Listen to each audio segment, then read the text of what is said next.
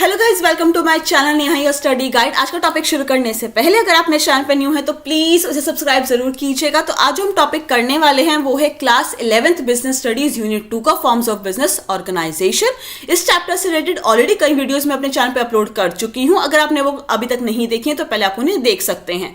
तो जो टॉपिक आज हम करने वाले हैं वो है company form of business organisation. A company is an association of person. Company क्या है? एसोसिएशन है पर्सन का। एसोसिएशन ऑफ पर्सन का मतलब क्या होता है? Group of a person who come together. Group होता है पर्सन का जो एक साथ आते हैं और जिनका एक कॉमन ऑब्जेक्टिव होता है प्रॉफिट अर्न करना। Form for carrying out business activity. Company को फॉर्म किस लिए किया जाता है? ताकि उसमें बिजनेस एक्टिविटीज कैरी आउट की जा सके and has a legal status independent of its member. Company की अपनी एक इंडिपेंडेंट आइडेंटिटी होती है अपने मेंबर से अलग। इसका एक अपना इंडिपेंडेंट लीगल स्टेटस होता है। लोग कंपनी को उसके नाम से जानते हैं, ना कि उसके मेंबर्स से। कंपनी में मेंबर्स आ रहे हैं जा रहे हैं, कंपनी को कोई फर्क नहीं पड़ता है। कंपनी की अपनी एक सेपरेट लीगल आइडेंटिटी होती है। कंपनी क्या है? एसोसिएशन है पर्सन का जो कि फॉर्म की जाती है for carrying out business activities और इसकी अपनी एक सेपरेट लीगल आइडेंटिटी होती है। अपना एक सेपरेट जो है एक अपना इंडिपेंडेंट लीगल स्टेटस होता है उसके मेंबर्स उसके ओनर से अलग। A company can be described as an artificial person. अब कंपनी को आर्टिफिशियल पर्सन क्यों कहा गया, ये हम इसके फीचर्स में देखेंगे। एक फीचर है कंपनी का कि फीचर कि वो आर्टिफिशियल पर्सन कैसे है। एक कंपनी को आर्टिफिशियल पर्सन क्यों कहा गया है? Having a separate legal entity. Company की जो है अपनी एक सेपरेट लीगल एंटिटी होती है।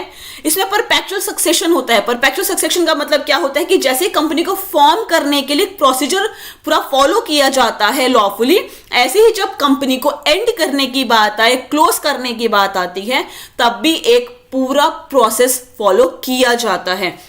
ऐसा नहीं है कि आज मन किया कंपनी बंद करने का तो कंपनी बंद। एक प्रॉपर लीगल लॉफुल जो है प्रोसेस किया जाता है कंपनी को एंड करने के लिए, क्लोज करने के लिए। That is perpetual succession. And common seal. Company की अपनी कॉमन सील होती है, एक अपनी स्टैंप होती है जो अपने हर इंपॉर्टेंट डॉक्यूमेंट पे लगाता है, जिससे कि पता चलता है कि हाँ ये इस कंपनी के डॉक्यूमेंट्स हैं। The company form of organization is governed by the Companies Act 2013। Company जो है किस एक्ट के अकॉर्डिंग गवर्न की जाती है, किस के अंडर अपने आप को रजिस्टर कराती है, किसके रूल्स एंड रेगुलेशंस के अकॉर्डिंग वो काम करती है? That is companies act 2013। Companies act 2013 के अलावा भी और कई पुराने जो है कंपनीज एक्ट हैं, जैसे कि कंपनीज एक्ट 1956 भी है और भी हैं। तो डिपेंड करता है कि कंपनी किस एक्ट के अंदर जो है अपनी कंपनी को रजिस्टर कराती है। तो कंपनी क्या है? एसोसिएशन ऑफ पर्सन है। किस लिए फॉर्म की जाती है? बिजनेस को कैरी आउट करने के लिए, बिजनेस एक्टिविटीज को कैरी आउट करने के लिए, और उसकी अपना एक इंडिपेंडेंट लीगल स्टेटस उसके मेंबर्स उसके ओनर से अलग होता है। कंपनी को आर्टिफिशियल पर्सन कहा जाता है। सेपरेट लीगल एंटिटी होती है। परपेचुअल सक्सेशन, एक लीगल प्रोसेस फॉलो किया जाता है कंपनी को एंड अप करने के लिए, वाइंड अप करने के लिए, और कंपनी की अपने कॉमन सील होती है। और कंपनी को किसके अकॉर्डिंग गवर्न किया जाता है? कंपनीज एक्ट 2013 के अकॉर्डिंग। अब हम आगे देखते हैं फीचर्स क्या है कंपनी के। पहला फीचर क्या है? Separate legal entity from day of its incorporation. Incorporation का मतलब क्या होता है? जब उसे उसका सर्टिफिकेट मिल जाता है रजिस्ट्रेशन का कि हाँ आप अपनी कंपनी में बिजनेस एक्टिविटीज कैरी आउट कर सकते हैं। एक इनकॉर्पोरेशन हो गया, फॉर्म हो गई आपकी company. A company acquire an identity distinct from its member. उसे दिन से कंपनी का अपना एक अलग नेम हो जाता है, अपनी एक अलग आइडेंटिटी मार्केट में बन जाती है। Its assets sorry guys, its assets and liabilities are separate from those of its owner. इसके जो एसेट्स होते हैं, इसकी जो लायबिलिटीज होती हैं वो ऑनर से अलग होती हैं। जो भी एसेट्स होंगे, जो भी लायबिलिटीज होंगी, वो कंपनी के खुद के नेम पे होती हैं। फर्स्ट क्लियर हो गया गाइस, सेपरेट लीगल एंटिटी। अब हम सेकंड देखते हैं आर्टिफिशियल पर्सन। अब company is a creation of law. Lawfully company को क्रिएट किया जाता है, प्रॉपर एक लीगल प्रोसीजर होता है जिसको फॉलो किया जाता है। And exist independence of its member. और इंडिपेंडेंटली एग्जिस्ट कर रही है वो, अपने मेंबर से अलग अपना उसकी एक आइडेंटिटी है। Like a natural person, a company can own property. एक नेचुरल पर्सन की तरह, एक नॉर्मल ह्यूमन बीइंग की तरह कंपनी भी जो है एक प्रॉपर्टी को अपने नाम पे प्रॉपर्टी ले सकती है। इनकर डेट्स, डेट्स ले सकती है, मनी बोरो कर सकती है, कॉन्ट्रैक्ट में एंटर कर सकती है, अपने नेम के थ्रू किसी भी कॉन्ट्रैक्ट में एंटर कर सकती है कंपनी।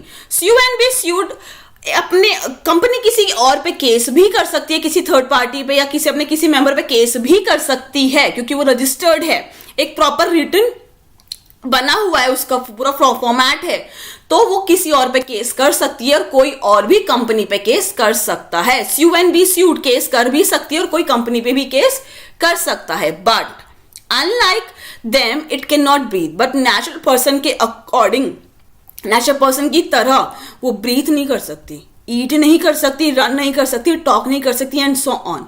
इसलिए उसे क्या कहा गया है, एक आर्टिफिशियल पर्सन, क्योंकि वो लॉफुली बनाई गई है, जो प्रॉपर्टी अपने नाम पे कर सकती है, डेट इनकर कर सकती है, मनी बोरो कर सकती है, किसी कॉन्ट्रैक्ट में एंटर कर सकती है, सू एंड बी स्यूड भी कर सकती है, पर ब्रीथ नहीं कर सकती, ईट नहीं कर सकती, रन नहीं कर सकती, टॉक नहीं कर सकती। इसलिए वो आर्टिफिशियल पर्सन है जिसे लॉफुली बनाया गया है। ठीक है गाइस। नेक्स्ट है हमारा formation. The formation of a company is a time consuming, expensive and complicated process. जो कंपनी को फॉर्म करने का एक तरीका है वो बहुत टाइम कंज्यूमिंग होता है, बहुत एक्सपेंसिव भी होता है, क्योंकि एक्सपर्ट्स को जो है शुरू में प्रोफेशनल्स को रखा जाता है, जो जितने भी डॉक्यूमेंट्स होते हैं, memorandum of association, article of association, जितने भी डॉक्यूमेंट्स की जरूरत होती है वो उनको प्रिपेयर करके जो है बाद में उसको अथॉरिटी में सबमिट कराते हैं और करते हैं। तो कहीं ना कहीं बहुत टाइम भी लगता है, एक्सपेंसिव भी है और थोड़ा कॉम्प्लिकेटेड प्रोसेस भी है कंपनी को फॉर्म करना। It involves preparation of several documents, काफी सारे डॉक्यूमेंट्स होते हैं जो स्टार्टिंग में लगते हैं जब एक कंपनी को फॉर्म करना होता है, and compliance with several legal requirement, और काफी लीगल रिक्वायरमेंट्स भी जरूरी होती हैं before it can start functioning. बहुत सारे डॉक्यूमेंट्स की और बहुत सारे लीगल एक रिक्वायरमेंट की जरूरत होती है कंपनी को स्टार्ट करने से पहले। Incorporation of companies is compulsory under the companies act 2013 और any of the previous common company law. Incorporation करने के लिए उसको रजिस्टर कराना बहुत जरूरी है, चाहे आप उसे कंपनीज एक्ट 2013 में के अंडर जो है रजिस्टर कराओ, या फिर उससे पहले के कोई भी जो भी एक्ट बना हुआ है उसके अंदर रजिस्टर कराओ, लेकिन रजिस्टर कराना, इनकॉर्पोरेट कराना, वो एक सर्टिफिकेट आपके पास इनकॉर्पोरेशन का होना जरूरी है कि हाँ आपने अपनी कंपनी को रजिस्टर कराया है। नेक्स्ट है perpetual succession. A company being a creation of a law can be brought to an end only by law. अब बनाया उसे लॉफुली गया है तो उसे एंड भी ओनली बाय लॉ ही लाया जाएगा। It will only cease to exist when a specific procedure for its closure called winding up is completed. उसे सीज तभी किया जाएगा जब एक पूरा प्रोसेस है, एक स्पेसिफिक प्रोसीजर है जिसको फॉलो किया जाता है, जिसे हम वाइंडिंग अप कहते हैं। जब वो कंप्लीट हो जाएगा तभी एक कंपनी क्लोज होगी। मेंबर्स में कम एंड मेंबर्स में गो, मेंबर्स आएंगे, मेंबर्स जाएंगे, एडमिशन भी होगा, रिटायरमेंट भी होगा, but the company continues to exist. लेकिन कंपनी को कोई फर्क नहीं पड़ेगा, कंपनी वैसी की वैसी रहेगी। नेक्स्ट है control. The management and control of the affairs of the company is undertaken by the board of directors. कौन जो है मैनेजमेंट और कंट्रोल का ध्यान रखता है? Board of directors, which appoint the top management officials for running the business. जो किसको अपॉइंट करते हैं? टॉप मैनेजमेंट ऑफिशियल्स को अपॉइंट करते हैं बिजनेस को रन करने के लिए।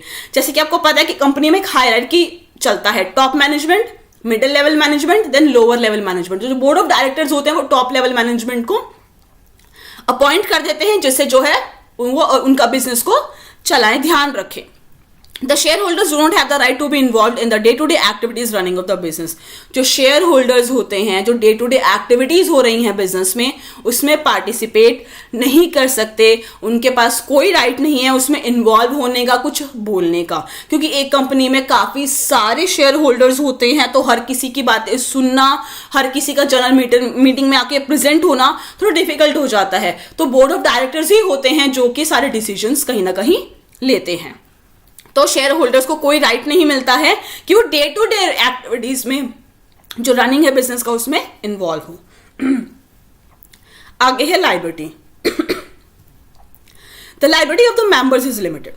मेंबर्स की लायबिलिटी लिमिटेड होती है। कितनी लिमिटेड होती है? जितना उन्होंने कैपिटल कंट्रीब्यूट किया है कंपनी को। किसी भी मेंबर की लायबिलिटी अनलिमिटेड नहीं होती है, लिमिटेड होती है जितना उन्होंने कैपिटल कंट्रीब्यूट किया है। कल को डेट को रीपेमेंट करनी है तो बिजनेस के नाम पे जितने भी एसेट्स है वो यूज किए जाएंगे। किसी भी मेंबर की पर्सनल प्रॉपर्टी को यूज नहीं किया जाएगा डेट की रीपेमेंट करने के लिए। The creditors can use only the assets of the company to settle their claims since it is the company and not the member that owes the debt. Company के नाम पे लाइबिलिटीज की गई हैं, डेट लिए गए हैं, तो कंपनी के एसेट्स ही यूज किए जाएंगे क्रेडिटर्स की पेमेंट करने के लिए, ना कि ओनर के एसेट्स।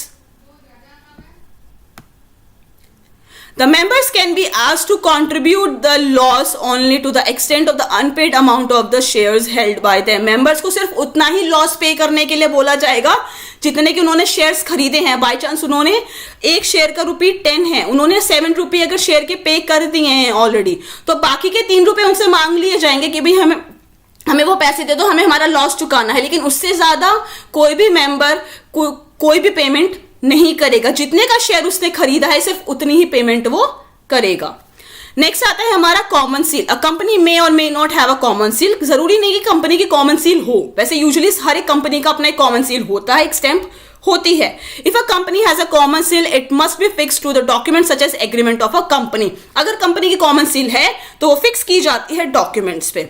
लेकिन if a company does not have a common seal, अगर कंपनी की कॉमन सील नहीं है, then the person signing the document should be authorised by the board's resolution. तो जो पर्सन उस डॉक्यूमेंट्स पे सिग्नेचर करेगा वो बोर्ड ऑफ द मेंबर्स के थ्रू जो है सेलेक्ट किया जाता है कि हाँ हम आपको ये अथॉरिटी दे रहे हैं कि आप अपने सारे हमारे जो कंपनी के सारे डॉक्यूमेंट्स होंगे उस पर अपना सिग्नेचर करके आगे सबमिट कर सकते हो।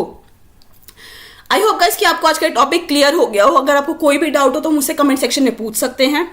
अगर आपको मेरी वीडियो पसंद आई है तो प्लीज़ उसे लाइक ज़रूर कीजिएगा, शेयर कीजिएगा, मुझे कमेंट करके ज़रूर बताइएगा कि आपको मेरी वीडियो कैसी लगी। मैं इस चैप्टर से रिलेटेड और भी वीडियोस बहुत जल्दी अपलोड कर दूंगी। अगर आपने अभी तक मेरे चैनल को सब्सक्राइब नहीं किया तो प्लीज़ उसे सब्सक्राइब ज़रूर कीजिएगा। Thank you so much guys मेरी वीडियो देखने के लिए।